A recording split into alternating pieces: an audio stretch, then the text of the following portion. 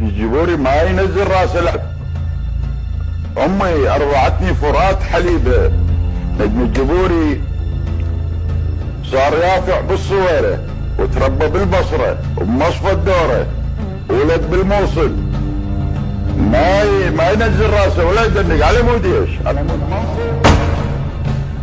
انا ما ادنق راسي على مود منصب اختي. زين. وبعدين احنا اخر الرجال من الزمن الجميل، احنا اخر الرجال ما ضل من الزمن، راح ضاع الروح. اي زمن